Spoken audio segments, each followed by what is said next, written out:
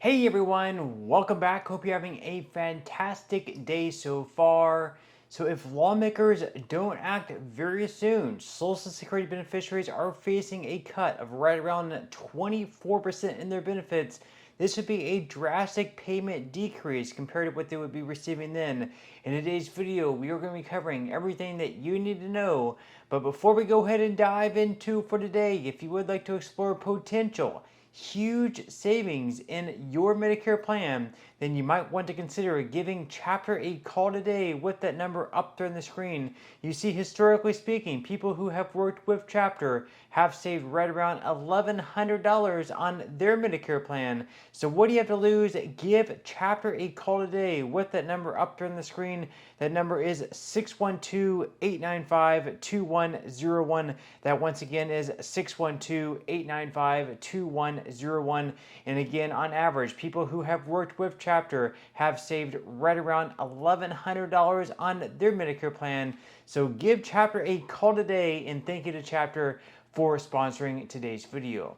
Okay, so diving right into it for today. So once again, if lawmakers don't act very soon, Social Security beneficiaries are facing a cut of right around 24% of their benefits. This could be a payment decrease of right around $500 or more for the average retiree. Now, this is going to happen anywhere between, let's say, 2032 to 2033, according to the most recent reports. So something does need to be done. Now, thankfully, there is a bipartisan plan going on in DC right now. They hope to bring a bill to the floor, within the next year or so to fix this whole issue. That way we don't have this massive cut take place. So we're going to go ahead and dive into it for today with this article here from Fox News.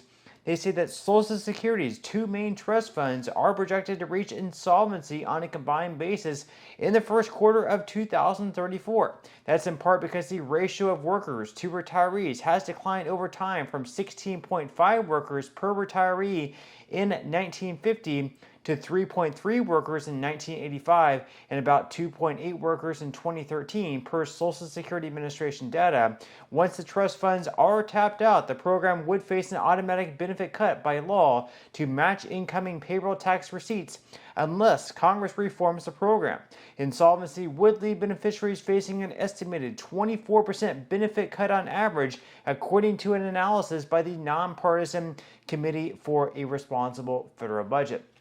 Now you can see what the big issue there is. Pretty much, basically, the trust fund relies on enough money flowing into it to be able to pay out everyone 100% of the benefits. And this year in 2025, we have fewer workers paying taxes into the system, and more than ever, more retirees now collecting Social Security benefits. So as I mentioned there, once again, 16.5 workers per retiree back in 1950 compared to today, just 2.8 workers.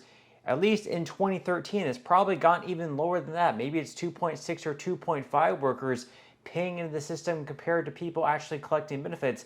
That is the main problem now. So basically what they're faced with, they either have to cut benefits for people collecting Social Security, or they have to increase taxes on people working. So one person, either the younger people now working and paying taxes are going to be getting the short end of the stick, or the people now collecting Social Security benefits, they're going to be the ones getting the short end of the stick. It just depends what lawmakers decide to do.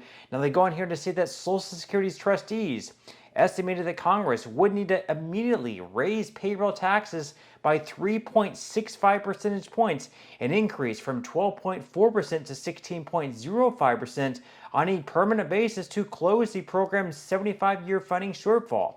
An analysis by Cato Institute Director of Budget and Entitlement Policy, Romina Bossia, found that such a tax increase would carry a high cost for younger workers. So the Cato analysis found that for a hypothetical median worker entering the workforce at age 22 in 2025, the tax increase would reduce their lifetime earnings by over $110,000 in present value terms over a 45-year working career, roughly equivalent to giving up 20 months of pay at their average monthly wage. So basically, if they're going to raise taxes by that much in order to continue paying out full benefits, the average worker now entering the workforce at the age of 22 over their career they're going to be losing $110,000 worth of wages because of all the extra taxes they will have to pay into the system. Now, for them, that's not going to be exactly fair, but at the same time, for someone receiving Social Security and have paid taxes into the system all these years, it wouldn't necessarily be fair for them either to receive a 24% cut. So again, who is going to be getting the short end of the stick? Is it going to be younger workers paying taxes in the system that will have to pay more taxes now? Or will it be people now collecting Social Security benefits that because there's not enough money flowing into the system, not enough money in the trust fund, they'll then have to have a cut of right around 24% in their benefits. Now they go on here to mention that Bossi has said in an interview with Fox Business that this hypothetical worker is symbolic of an average worker making a little less than $70,000 per year. He said, quote, "They already face quite a high burden from the payroll tax. On an annual basis, they currently pay more than $8,000 a year on their less than $70,000 income just for Social Security. If we had to raise payroll taxes to avoid any benefit reductions, they would pay over $10,000 a year just for Social Security to keep the program solvent for 75 more years." Now, just another hypothetical example here. Let's say, for instance, someone is earning $100,000 per year. This year, the way it's currently set up, for an employee, you're paying 6.2%, and your boss, your employer, is matching that 6.2%. So it's 12.4% in total. But if you're paying 6.2% into Social Security on your $100,000 in wages, with that, you're paying $6,200 into the Social Security Trust Fund. If, on the other hand, you're self-employed, if you're an independent contractor, whether you're a lawyer, whether you're a doctor, or whether you're like an Uber driver or someone like that, in that case, you're paying the entire 12.4%. So in that case, you are paying $12,400 on your $100,000 earnings. Now, let's say, for instance, they decide to hike this up to 16.05%. For an employee, you would be paying half of that at 8.025%. And of course, if you're self-employed, if you're an independent contractor, you would be paying the entire 16.05%. So again, on a $100,000 income, if you're an employee, you would be paying $8,025 per year into the trust fund via taxes. That would be $1,825 more with that hike. And then, of course, if you're self-employed, you'll be paying $16,050 in taxes. With a $100,000 income on an annual basis, that's going to be $3,650 more in taxes. So over the lifetime, over, let's say 20, 30, 40 years of working, that's going to stack up to quite a bit. They mentioned there $110,000, but of course it could actually be a lot more than that, depending on how exactly much you're earning. And that's why we have Bill Cassidy now actually, trying to bring more socialization, more notice about this problem going on within Social Security. That way lawmakers in DC can actually act on that rather than continuing to kick the can down the road. So as we can see from Bill Cassidy's page, he's introducing National Save Social Security Day resolution. So U.S. Senator Bill Cassidy, in recognition of the 90th anniversary of the Social Security Act being signed into law, introduced a resolution designating August 14th, 2025 National Save Social Security Day to highlight the urgent need to address Social Security's looming insolvency.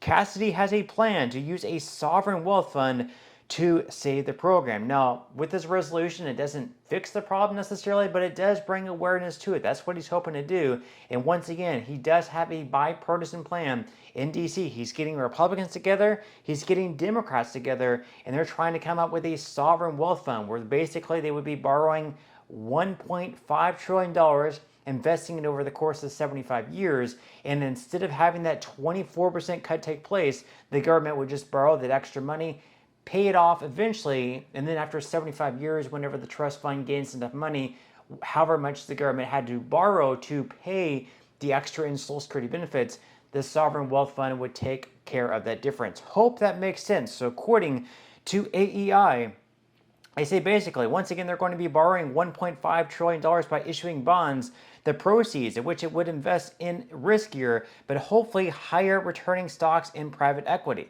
So they say, why $1.5 trillion?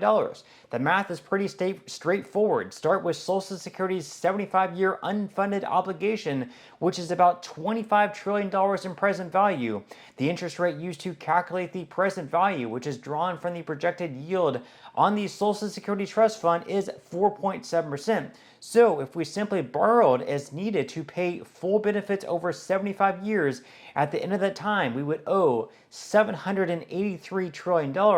But if we borrowed $1.5 trillion today and invested it in stocks and private equity and earned 8.7% per year, at the end of 75 years, that initial investment would have increased to $782 trillion if the interest rate were 8.9%, a figure that Cassidy has often cited based on historical returns to the railroad retirement funds investments. The total after 75 years would be $890 trillion.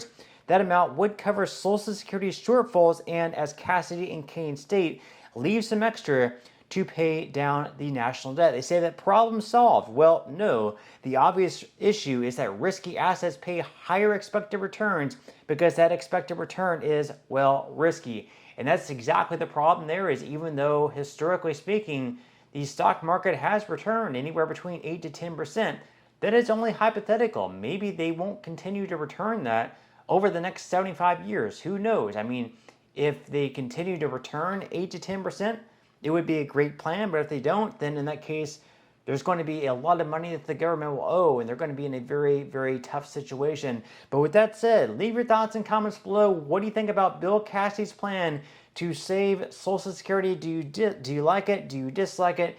Leave your thoughts and comments below, but that's all we have for today's video, and I will see you in the next one.